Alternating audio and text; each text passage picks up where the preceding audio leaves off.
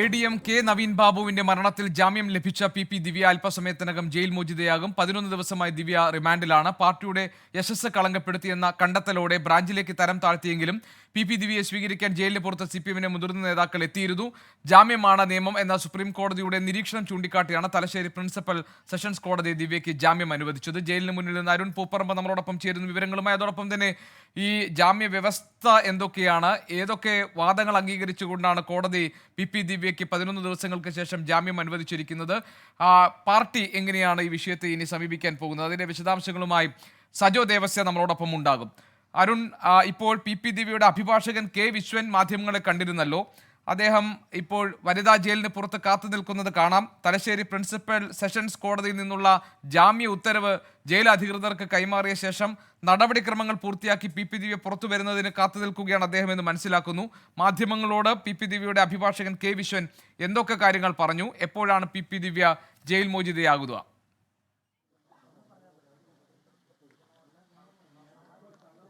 ഗോപികൃഷ്ണൻ, നിലവിൽ ഇപ്പോൾ ഈ തലശ്ശേരി കോടതിയിൽ നിന്നുള്ള ജാമ്യ ഉത്തരവ് ഇപ്പോൾ ജയിൽ ഉദ്യോഗസ്ഥർക്ക് അഭിഭാഷകൻ നേരിട്ടെത്തി കൈമാറിയിട്ടുണ്ട്. ഇനിയിപ്പോൾ ജയിലിലെ നടപടിക്രമങ്ങൾ പൂർത്തീകരിച്ചു കഴിഞ്ഞാൽ ഉടൻ തന്നെ PP ദിവ്യയെ ജയിലിൽ നിന്ന് പുറത്തിറങ്ങും. അതിനുവേണ്ടിയുള്ള കാത്തിരിപ്പാണ്. നമുക്കിപ്പോൾ ദൃശ്യങ്ങളിൽ PP ദിവ്യയുടെ അഭിഭാഷകൻ K വിശ്വൻ ഉൾപ്പെടെയുള്ളവർ നിലവിൽ ഇപ്പോൾ ഇവിടെയുണ്ട്. നേരത്തെ ഇവിടെ ജയിലിലെത്തി PP ദിവ്യയെ നേരിൽ കണ്ട CPM നേതാക്കളുടെ സാന്നിധ്യം ഇപ്പോഴില്ല. അവരെല്ലാം ഇവിടെ എത്തി മടങ്ങിയിരുന്നു. ഇപ്പോൾ CPM നേതാവും കല്യാശ്ശേരി ബ്ലോക്ക് പഞ്ചായത്ത് പ്രസിഡന്റായിട്ടുള്ള PP ഷാജിർ മാത്രമാണ് CPM നേതാവ് എന്ന നിലയിൽ ഇപ്പോൾ ഇവിടെയുള്ളത്. മറ്റ് അഭിഭാഷകരും അവർക്കൊപ്പമുള്ള മറ്റുള്ളവരാണ് ഈ PP ദിവ്യ പുറത്തേക്ക് ഇറങ്ങുന്നതിന് വേണ്ടി നിലവിൽ ഇപ്പോൾ ഇവിടെ കാത്തിരിക്കുന്നത്. എന്തായാലും നേരത്തെ ഗോപികൃഷ്ണൻ ചൂണ്ടിക്കാണിച്ചതുപോലെ വലിയ ആത്മവിശ്വാസമാണ് അദ്ദേഹത്തിൻ്റെ അഭിഭാഷകൻ PP ദിവ്യയുടെ അഭിഭാഷകൻ ഇപ്പോൾ പ്രകടിപ്പിക്കുന്ന. അല്പസമയം മുമ്പ് അദ്ദേഹം നമ്മോട് പ്രതികരിച്ചിരുന്നു. സ്ത്രീ എന്ന പരിഗണന ഉൾപ്പെടെ, അതായത് കേസിൻ്റെ നിലവിലെ സാഹചര്യം, അവരുടെ കോടതി ജാമ്യം നൽകേണ്ടതിനായി പരിഗണിച്ച കാര്യങ്ങളെപ്പറ്റി അദ്ദേഹം വിശദീകരിക്കുകയും ചെയ്തിരുന്നു. അതിൽ സ്ത്രീ എന്ന പരിഗണനയുണ്ട്, നിലവിലെ കുടുംബത്തിലെ സാഹചര്യം ഉൾപ്പെടെ പരിഗണിച്ചിട്ടുണ്ട്. പിന്നെ കേസിൻ്റെ മെറിറ്റിലേക്ക് പോയിട്ടില്ല എന്ന കാര്യം, അത്ര വിശദമായ മെറിറ്റിലേക്ക് പോയിട്ടില്ല എന്ന കാര്യം, അത് പരിഗണിച്ചല്ല കോടതി ഇത്തരം ഒരു വിധിയിലേക്ക് എത്തിയത് എന്ന സൂചന അദ്ദേഹത്തിന്റെ അഭിഭാഷകൻ തന്നെ നൽകുന്നുണ്ട്. പക്ഷേ വിധി പകർപ്പ് വിശദമായി പഠിക്കണം എന്നൊരു പ്രതികരണമാണ് അദ്ദേഹം ഇപ്പോൾ എന്തായാലും നടത്തിയിട്ടുള്ളത്.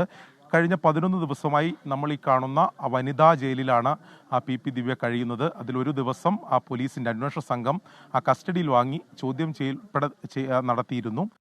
ഇനിയിപ്പോൾ എന്തായാലും മിനിറ്റുകൾക്കകം തന്നെ PP ദിവ്യ, അതായത് ഈ കർശന ഉപാധികളോടെയാണ് ജാമ്യം നൽകിയിരിക്കുന്നത്. അപ്പോൾ ഈ കണ്ടീഷൻ ഉൾപ്പെടെ അത് വായിച്ചു കേൾപ്പിച്ച് അതിൽ ഈ ജയിലിനകത്ത് തന്നെ സൈൻ ചെയ്യും. അല്പസമയത്തിനകം PP ദിവ്യ ജയിൽ മോചിതയാകും. വനിതാ ജയിലിന് പുറത്ത് PP ദിവ്യയുടെ അഭിഭാഷകൻ K വിശ്വൻ കാത്തു നിൽക്കുന്നുണ്ട്. ജയിൽ അധികൃതർക്ക് ആ ഉത്തരവ് കൈമാറിയിട്ടുണ്ട്. കോടതിയിൽ നിന്ന് ലഭിച്ച ജാമ്യ ഉത്തരവ് ജയിൽ അധികൃതർക്ക് കൈമാറിയിട്ടുണ്ട്. ഇനി നടപടിക്രമങ്ങൾ പൂർത്തിയാക്കിയ ശേഷമായിരിക്കും PP ദിവ്യ ജയിലിൽ നിന്ന് പുറത്തേക്ക് കൊണ്ടുവരിക.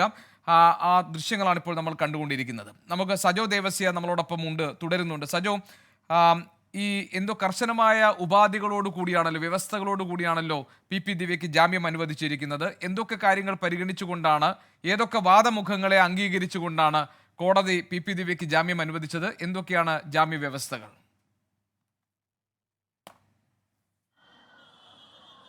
ഗോപികൃഷ്ണൻ, ആദ്യം ജാമ്യ വ്യവസ്ഥയിലേക്ക് വരികയാണെങ്കിൽ കർശനമായ ജാമ്യ വ്യവസ്ഥ എന്ന് പൂർണ്ണാർത്ഥത്തിൽ പറയാൻ കഴിയില്ല എങ്കിൽ കൂടിയും കൃത്യമായ ജാമ്യ വ്യവസ്ഥകൾ ഈ ഉത്തരവിൻ്റെ ഭാഗമാക്കിയിട്ടുണ്ട്. അതിലേറ്റവും പ്രധാനപ്പെട്ടത് 1 ലക്ഷം രൂപയുടെ ബോണ്ടാണ്, 2 ആൾ ജാമ്യമാണ്. മറ്റൊന്ന്, ഈ അന്വേഷണ ഉദ്യോഗസ്ഥന് മുന്നിൽ എല്ലാ തിങ്കളാഴ്ചയും ഹാജരാകണം. അതിൻ്റെ സമയം കൂടി കോടതി കൃത്യമായി മുന്നോട്ട് വച്ചിട്ടുണ്ട്. അതായത് രാവിലെ 10 മുതൽ 11 AM വരെയുള്ള സമയത്തിനിടയിൽ എല്ലാ തിങ്കളാഴ്ചയും അന്വേഷണ ഉദ്യോഗസ്ഥന് മുന്നിൽ ഹാജരാകണം എന്നതാണ് മറ്റൊരു ഉപാധിയും.